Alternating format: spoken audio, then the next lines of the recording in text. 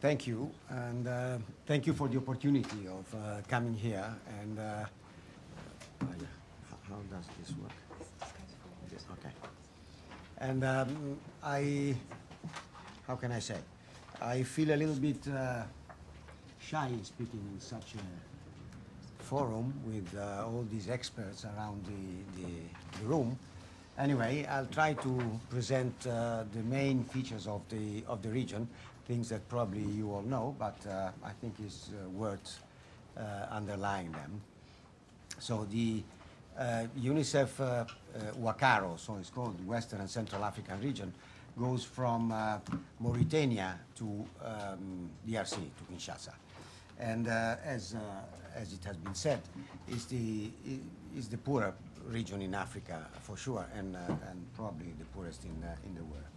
So it's a region with huge challenges, with very high poverty rate, the highest under 5 mortality rate of all regions of the world, with the lowest net enrollment in primary school, with gender disparities and slowest progress towards reaching the MDGs. Only few countries will reach all the MDGs, and problems related to capacities and governance.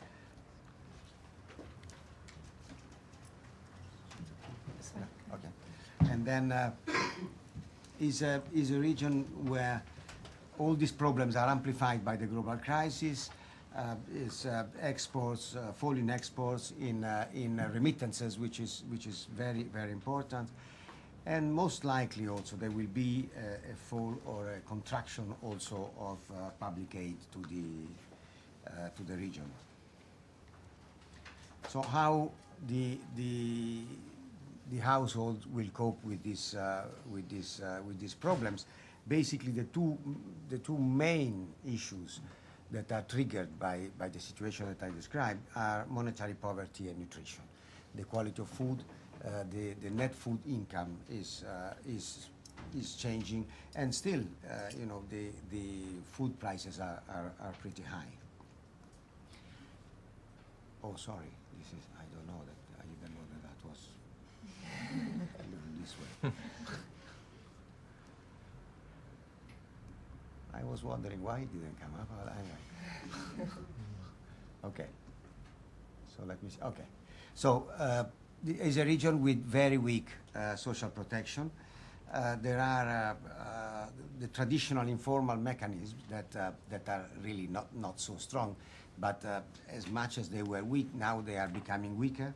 Social security coverage is only 10% in the region, and health insurance is very limited, and that is resulting in financial barriers of access to health services. And if we look at the picture on the right, the number, and this says the number of women that were citing money as the reason for not using health services, and the average is 56%, and there are countries missing here that may even make the figure worse. So it is clear that this is one of the main problems. But, well, let's try to look at the positive side. Social protection agenda is starting to take off. We have national social protection policies developed in several countries: Burkina, Capo Verde, Ghana, Mali, Senegal, and others. National health insurance scheme in Ghana that reaches 45% of the population. Fee exemptions in several countries for basic MCH services. And then pilot cash transfer programs in Ghana, Nigeria, Sierra Leone, Cape Verde, Mali, Burkina, and a few others. So what's the UNICEF role in this situation? Well, in the first place, we are trying to help the government to develop the national social protection policies, and then we try to support them in rolling those plans out. And this, I think we have few examples.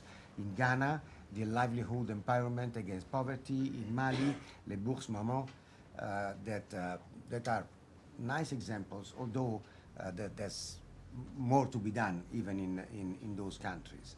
And then the other thing we are trying to do is to knowledge generation. We try to share knowledge among countries, and what we are doing now with ODI, with these studies that are published and the others that will come, is to make this bridge between all the countries, and some of the countries, they have similar patterns.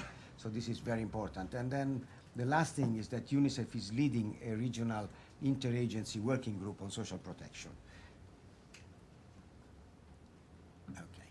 So what's the impact of this study that ODI carried out?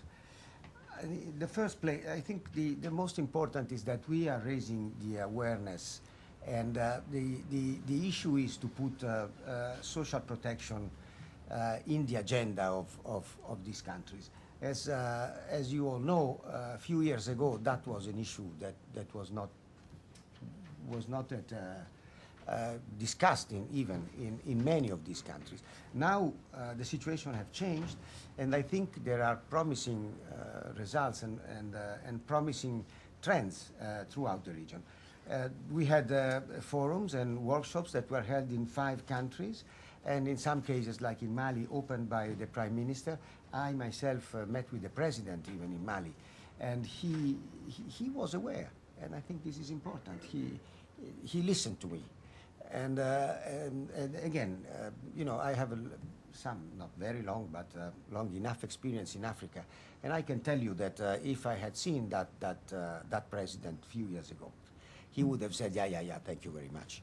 And then, and that was it. Instead, he was interested, and he actually took note of what he should have done afterwards to push this agenda. And don't forget, we are in the crisis, we are in a difficult situation, and Mali is certainly not the richest country in Africa. So in Equatorial Guinea was opened by the Deputy Prime Minister. So this is one, and then these studies help to develop broad consensus on the priorities, what to do, basically, and not just why do it, but also what to do. And this is the last point, assisting the operational program design and rollout. So headline conclusions. I would just limit them to 2 issues. The first is cash transfers.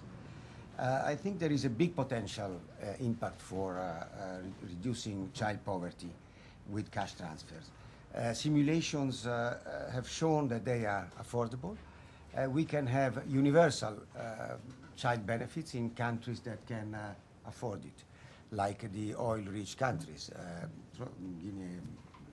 Guinea Tropical, Tropical Guinea, and Congo Brazzaville, Gabon, for instance, where there is a high revenue due to the oil, and then more modest and targeted programs in low-income countries, where the fiscal space doesn't allow probably for a universal approach.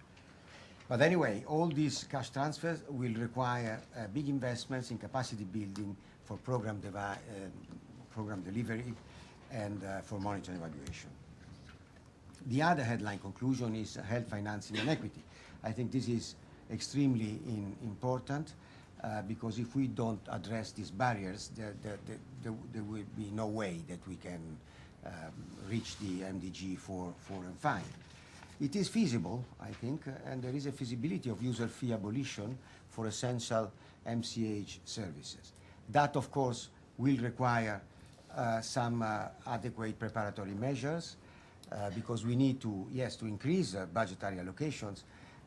But we also need to build capacity. We need to make sure that commodities are where they are needed, which we, for the time being, we are far from. But again, there is an interest in these countries, and UNICEF, for instance, is supporting several of these countries in setting up the logistical chain of supplies in order to get those commodities there. Voilà, I think this is it for what I can say. I hope I wasn't too long, and thank you very much. Okay. Thank you very much.